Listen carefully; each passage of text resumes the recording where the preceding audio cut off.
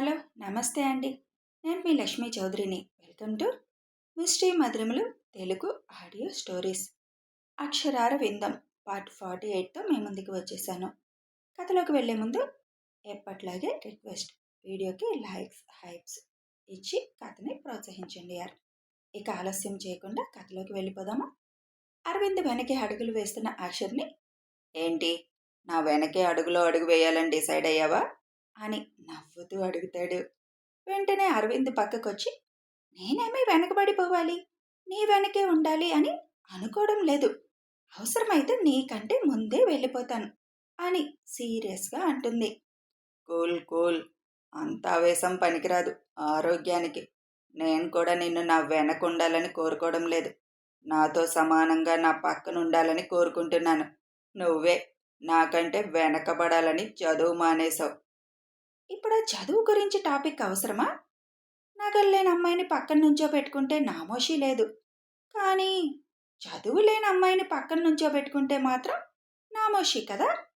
మరి అలాంటప్పుడు నేను తీసుకున్న నిర్ణయం కరెక్టే కదా. నీ పక్కన, నీ వెనక, నీ ముందు ఎక్కడా నేను ఉండాలి అనుకోవడం లేదు. నా దారిని నేను పోవాలి అనుకుంటున్నాను. కొద్ది రోజులు కళ్ళు మూసుకొని గడిపి ఎవరి దారి వాళ్ళు చూసుకుందాం అని అంటుంది అక్షర. చూద్దాం చూద్దాం, ఎవరి దారి వాళ్ళు చూసుకుంటారో, ఒకరి దారిలోకి ఒకరు వస్తారో అన్నది కాలం నిర్ణయిస్తుందిలే అని అంటాడు అరవింద్. వాళ్ళిద్దరూ ఏం మాట్లాడుకుంటున్నారు అన్నది తెలియకపోయినా అలా మాట్లాడుకుంటూ పక్క పక్కన వస్తుంటే చూడడానికి రెండు కళ్ళు చాలవు అన్నట్లుగా చూస్తూ ఉండిపోయారు అందరూ. అమ్మా, అచ్చం ఆ మహావిష్ణువు లక్ష్మీదేవిలా ఉన్నారు కదా అని అంటారు దేవిగారు. తన కోరిక ఫలించింది అన్న ఆనందం ఆవిడ మొహంలో కనిపిస్తుంది. నా మనవడు మనవరాలకి దిష్టి పెట్టకు అని చిరుకోపంగా అంటారు సావిత్రమ్మ. అక్షిత మాత్రం వాళ్ళిద్దరూ మాట్లాడుకుంటూ వస్తూ ఉండడం చూసి కడుపులో పెట్రోల్ పోస్తే భగ్గుమని మండినట్లుగా మండించుకుంటూ ఉంటుంది కడుపుని.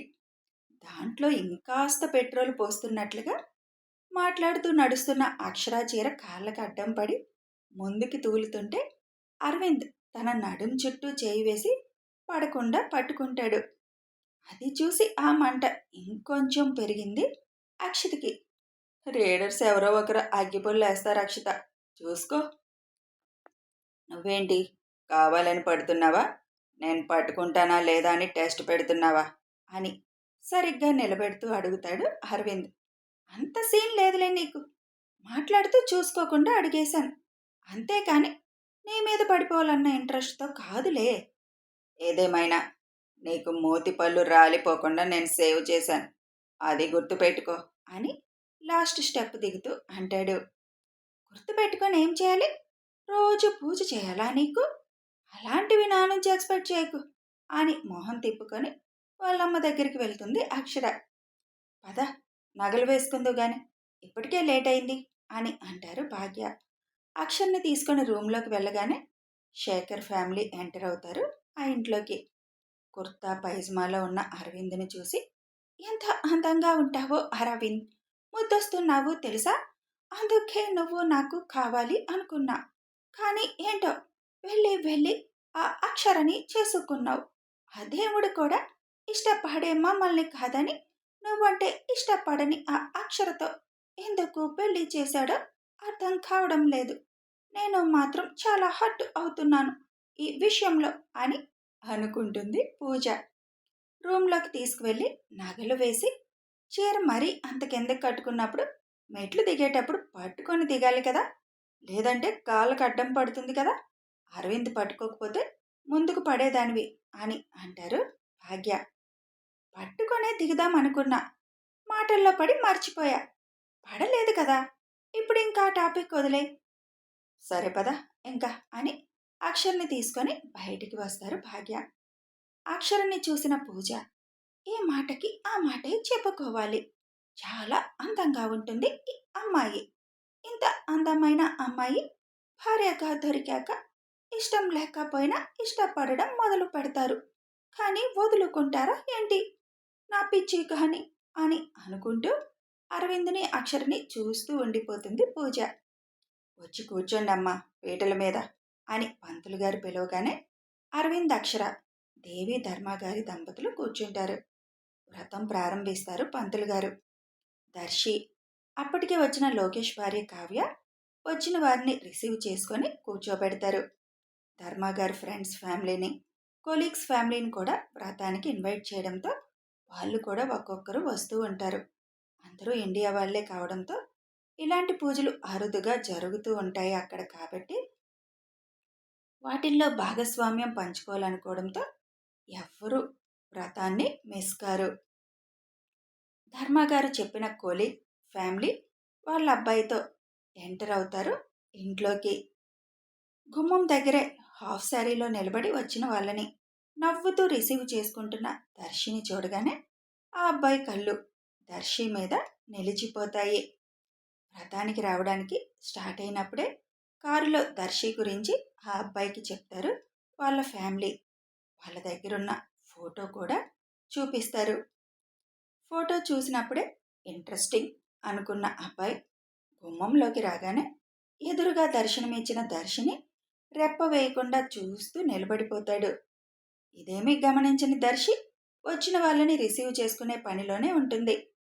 వాళ్ళ గురించి దర్శికి అంత పెద్దగా తెలియదు.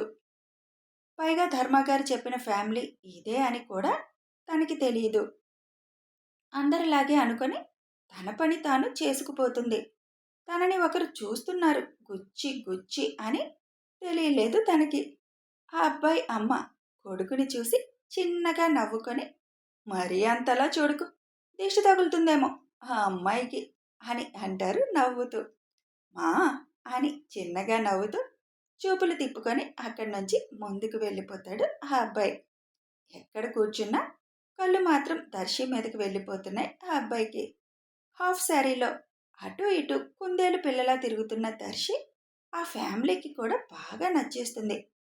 ఇంకోసారి ధర్మతో మాట్లాడాలి, ఇలాంటి అమ్మాయిని వదులుకోవాలని అస్సలు అనిపించడం లేదు.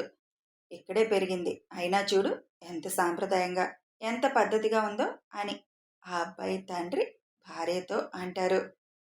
నాకు కూడా బాగా నచ్చిందండి, వాళ్ళు ఒప్పుకుంటే బాగున్ను అని అంటుంది అబ్బాయి తల్లి. వచ్చిన వాళ్ళందరూ అరవింద్ అక్షరని చూసి ఒకరి కోసం ఒకరు అన్నట్లుగా ఉన్నారు అని అనుకుంటారు అందరూ.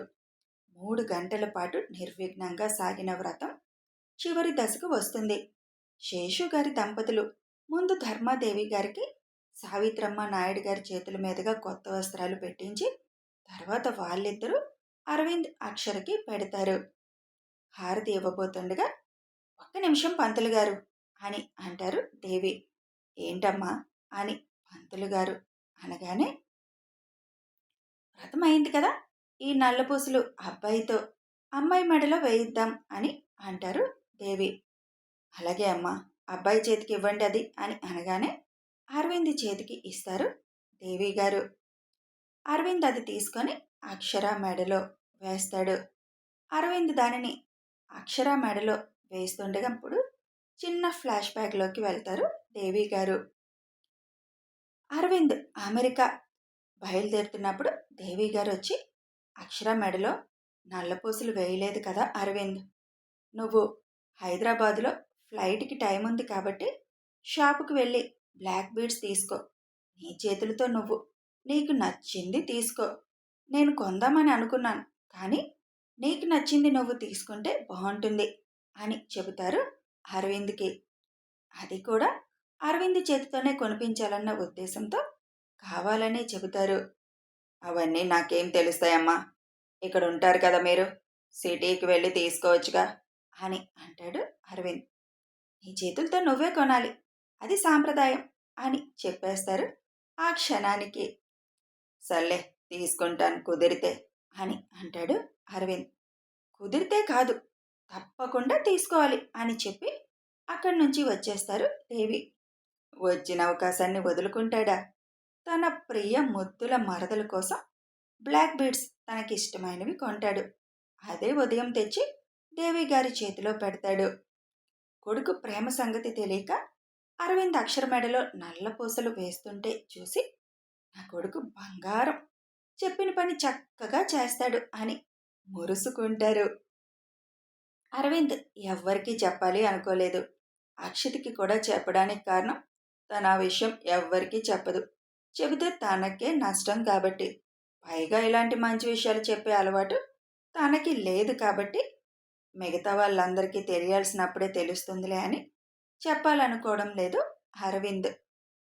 హారతి ఇచ్చేశాక నలుగురికి తీర్థ ప్రసాదాలిచ్చి ఆ ఘట్టాన్ని పూర్తి చేస్తారు పంతులు గారు. అక్షర అరవింద్ చేతుల మీదుగా పంతులు గారికి సంభావన ఇప్పిస్తారు. దీర్ఘ సుమంగళీ భవ, దీర్ఘాయుష్మాన్ భవ, శీఘ్రమేవ సంతాన ప్రాప్తిరస్తు అని ఆయనకొచ్చిన అన్ని దీవెనలు దీవించేస్తారు.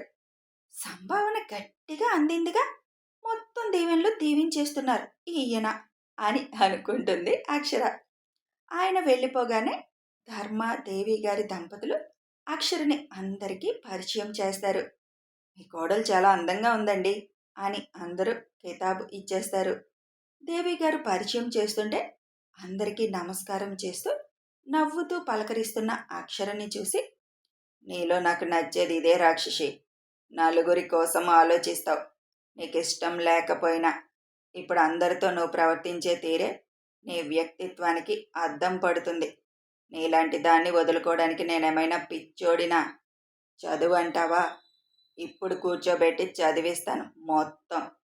ఎందుకంటే నేను ఏర్పరిచిన సామ్రాజ్యానికి నువ్వే మహారాణి కాబట్టి అని అరవింద్ మనసులో అనుకుంటాడు.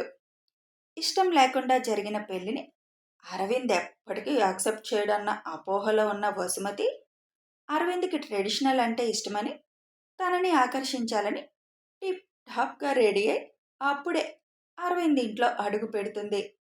నేను తర్వాత వస్తానులే అని వసుమతి అనడంతో నరేష్ వాళ్ళ పేరెంట్స్ ముందే వచ్చేస్తారు.